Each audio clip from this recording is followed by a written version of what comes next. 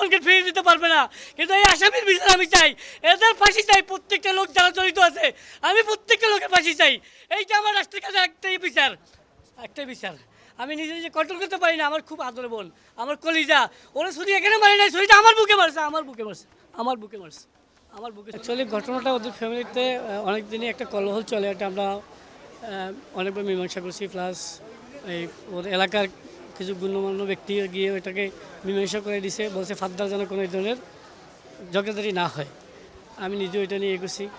তো কালকে হঠাৎ করে আমি একটু সন্ধ্যা পরে বের হয়েছিলাম, আমার ওয়াইফ ফোন দিয়ে বলতেছে তাকে নাকি ছুরিয়াঘাত করা হয়েছে। তো আমি দ্রুত আইসা দেখছি তার পুরা শরীরে এখানে একটা ছুরি মারছে, আর পিছনে দুইটা, আর এখানে একটা চারটা।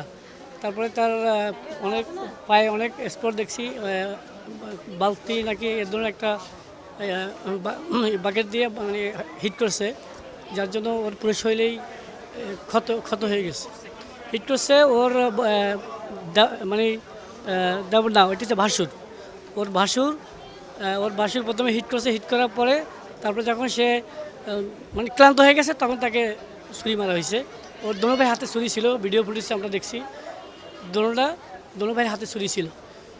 বড়টার নাম হচ্ছে আপনার সলোমান, মোহাম্মদ সলেমান, আর ছোটোটার নাম হচ্ছে রনি। প্লাস ওদের ফ্যামিলি, ওর মাও ছিল ওখানে জড়িত, ওর বোনও ছিল। তারপর ওর বড় ভাইয়ের ছেলে যেটা, ওটাও দেখলাম, ওটাও ছিল, ও হিট করছে। এটা আমরা ভিডিও ফুটেজে দেখছি। আমরা এই ধরনের নৃশংসভাবে হত্যা আসলে এটা মানে নেওয়া যায় না। কালকে আমি আমার বোনকে দেখে আমি আমার বোনকে মেয়ে রাস্তায় ফেলে রাখছে, আমি দেখে আমি নিজেই কন্ট্রোল করতে পারি নাই। শুধু আইনকে শ্রদ্ধা করে বিদে আমি আইনের দিকে তাকিয়ে আছি। এখন আমার একটাই দাবি, এই যারাই খুনের সাথে জড়িত তাদেরকে দ্রুত আইনের আওতায় এনে সুস্থ বিচার দাবি করতেছি। তাদের ফাঁসি হওয়া উচিত, আমি ফাঁসি চাই, তাদের ফাঁসি চাই আমরা। এটাই আমার লাস্ট ডিসিশন, এটা আইনের কাছে আমার একটা রিকোয়েস্ট। যদি আমরা এভাবে সঠিক বিচার পাই তাহলে আইনকে আমরা শ্রদ্ধা করব। আর যদি দেখি না এই আইনের দ্বারা আমরা এই সঠিক বিচার পাচ্ছি না, তাহলে হয়তো আমাদের মতো ছেলেরা অপরাধীতে যুক্ত হয়ে যাবে। আমার বোনকে ফিরিয়ে দিতে পারবে না, কিন্তু এই আসামির বিচার আমি চাই। এদের ফাঁসি চাই, প্রত্যেকটা লোক যারা জড়িত আছে, আমি প্রত্যেকটা লোকের ফাঁসি চাই। এইটা আমার রাষ্ট্রের কাছে একটাই বিচার, একটাই বিচার। আমি নিজে নিজে কন্ট্রোল করতে পারি না। আমার খুব আদর বোন, আমার কলিজা।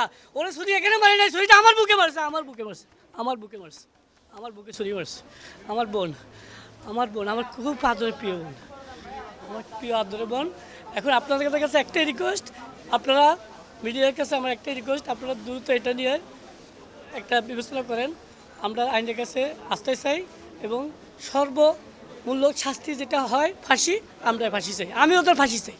ওনার মেয়ে তো বলতেছে যে ওনার মেয়ে মানে ছোটো মানুষের বুঝতে 8-10 বছর বয়স, ঢোকার সাথে সাথে নাকি আবার ওর নানুকে মেয়ের মাকে, মেয়ের জেঠা সোলাইমান না বললো, সোলাইমান তার লোকমানের ছোটো ভাই, লোকমানের বড় ভাই, ছোটো ভাই, লোকমানের মা, লোকমানের তারপর ভাতিজা আছে একটা, তারপর এর বোন, এরা নাকি সবাই চুল ধরে ওই আটকে রাখছে, ছুরি নিচে আপনার ছুরি স্টেপ করছে আর ছোটো ভাই নাকি। হ্যাঁ, এটা তাছাড়া এটা ভিডিও ফুটেজ আছে, পাশে বিল্ডিংয়ে ফুটেজ থেকে ফুল থানা এই হেল্পটা পাইছে, অন্তত কাউকে কার কিছু বলতে হয়নি।